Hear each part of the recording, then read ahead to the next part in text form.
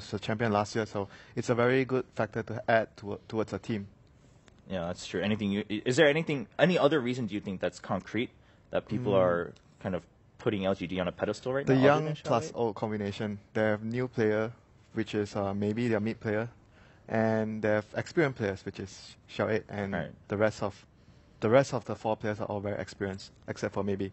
Yeah, I think that's a really important recipe for success.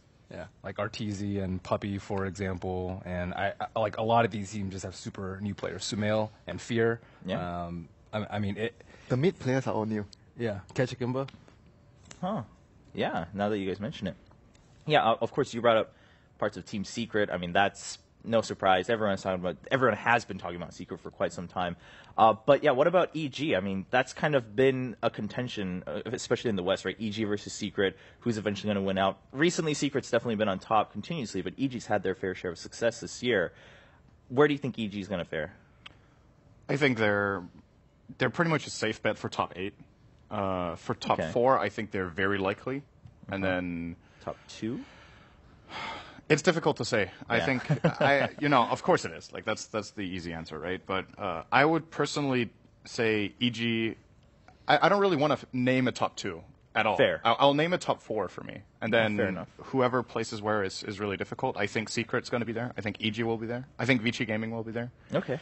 And I think Empire will be the 4th one, actually. Ooh. So I don't put LGD up so high. I still think they will definitely make top 8, and I think top 6 probably from my perspective. But I have really high hopes for Empire this year.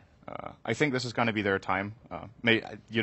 Historically I could be horribly wrong, but I do believe they're prepared this time around. Yeah, well, we will get to see 2 Empire matches on the mainstream today, so that's got to be pretty exciting for you. So I'll be wrong very early.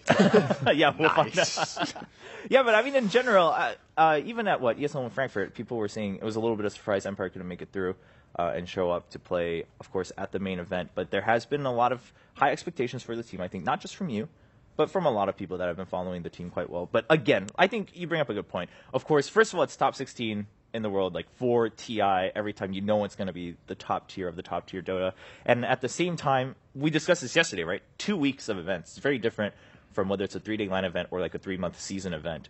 Teams are going to adapt. They're going to have ample time to adapt for teams that usually don't perhaps do well at kind of the weekend lands, we could say. At the same time, teams like Team Secret, when you have that bullseye on your back, you have to have a lot more prepared when you're going to play that many more matches. So that'll be something exciting. For the mainstream, now we will be going into LGD versus Cloud9. We already talked a little bit about LGD. Where is Cloud9, though, right now? I mean, obviously Cloud9 has a pretty big following in general, just because of brand name and also players. But at the same time, some people feel that maybe that kind of following hasn't really been met with the same expectations and results recently. I chatted a little bit with Conrad, and he seemed very comfortable that their team was in a good place after ESL. ESL probably not the best tournament for them. Bone 7 wasn't with them for the preliminary part, and then they got eliminated in the first round. And, that's probably not good for your hopes if that's your last land going into TI. But, yeah, they seem very comfortable. I actually have a lot of faith in this team. I think Cloud9 is going to be top 8 and probably top 6, even though historically they've been, a little bit hit or miss. But they were 6th last year, right? Yes, they are matched up versus LGD in the first round, so I think that is the match to watch. Okay, fair enough. We already talked about the 3 matches going on today, but just in case some people weren't able to take a look at the entire top 16 before we move on, let's take a quick look at the groups before we jump into our matches, of course. Group A, so we did have the 2 wildcard teams, so let's talk about that. We had C-Deck and then MVP Phoenix yesterday seeding into Group B and Group A, respectively, and then you can see the rest there. Some people arguing that Group A perhaps a little bit harder, but not by a huge margin. Tiny bit. Just a little bit, right, Winter? Yeah, just a little bit. I mean, I would assume that's probably because of certain team names that we see in Group A, like Secret. But at the same time, I mean, Group B, there's definitely some big hopefuls on that side, too. So I think it'll be a good, well, at least for the group stage, it will be a week, and then we'll see where everyone seeds. And then next week for the main stage, we'll see how things play out in the upper and lower brackets.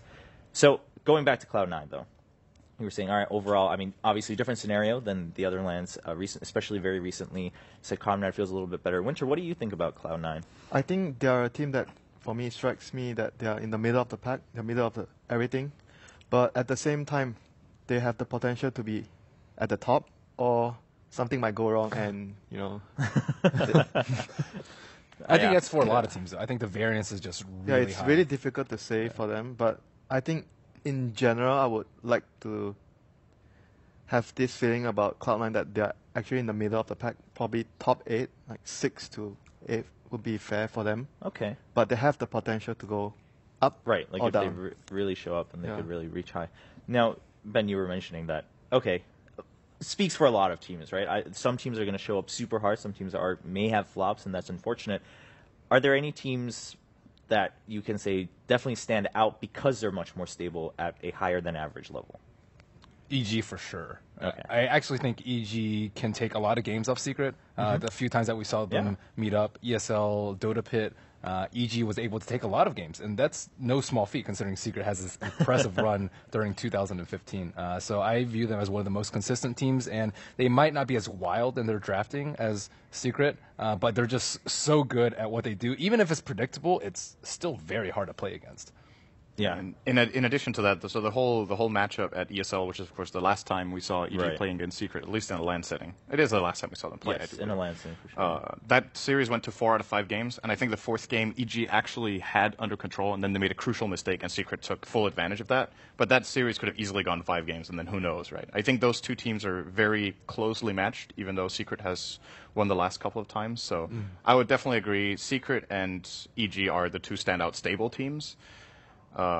And I would have put Vici Gaming up there if not for the last month, or the last 2 months, I guess. The last 2 months, they just haven't been looking as stable as they used to, because before that, they were like always top 3. And we'll see if they bring it back this year. All right. I think they will. So Cloud9, we talked a little about that. Of course, LGD, you guys mentioned kind of why people are expecting them to be the best. Now, TI, though, obviously this is where most players will say they put it all on the line. I mean, this is where it all comes down to. This is a moment that every player has been living up to. And we've had a chance to meet players from all of the teams, of course, before TI has kicked off. But for our very first match, we've got a little bit of a highlight for one of many people's favorite players on Cloud9. It's going to be NoTail.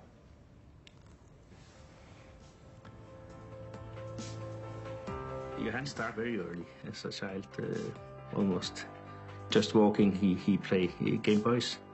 He was extremely clever, quiet, and he was just living in his own world. I always said that if I could duplicate Johan, I have 10 more children. I remember in high school, he found out he wanted to play Dota full-time. Right there, I met some friction between especially me and my mom, but also my dad. I think they were a bit disappointed because games in their time was only related to something you actually pay to do, not something you can ever get paid for doing. He's very, very talented in the ways of gaming. Like, any game he plays is actually really good at. Like, it's actually pretty scary. So I forced myself to think different, because when he's that good, there will be a place for Johan. Of course there will.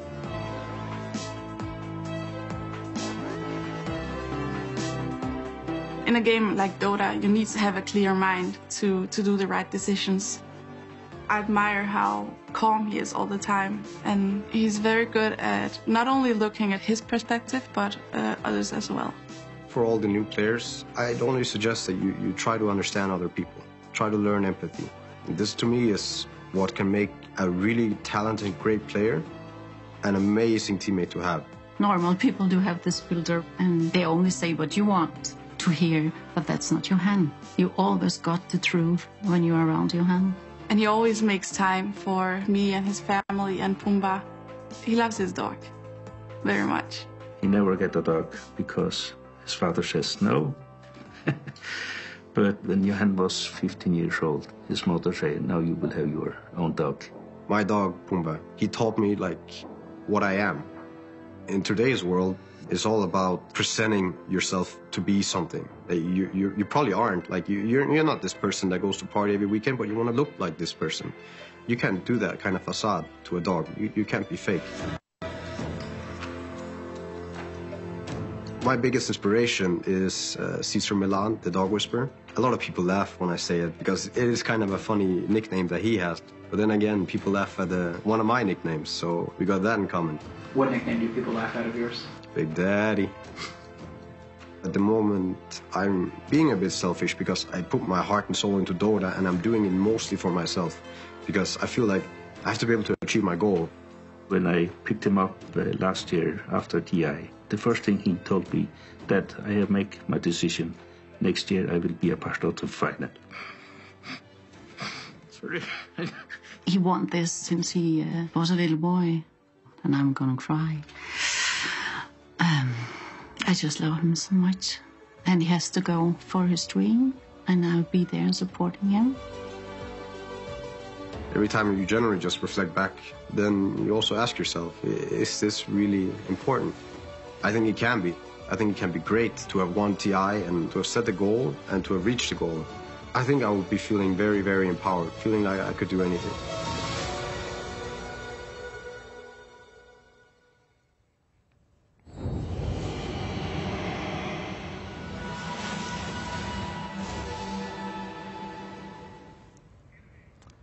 That was No Tail of Cloud9. And yeah, I mean, quite a story. Of course, I mean, No Tail, he's been known to have a lot of quotables in his career throughout. But I mean, he said some really impressive things. I think the way he put it, one thing that really struck out to me was we all talk about it, but how he said back in their time, gaming was the thing that you paid to do and not something that you could ever get paid to do. But now it has flipped. Of course, we do have professionals here at TI being paid, and also, of course, they're playing for a sizable sum in prize money. But I mean, what did you guys think after that No Tail video? He's, of course, talking about his dog.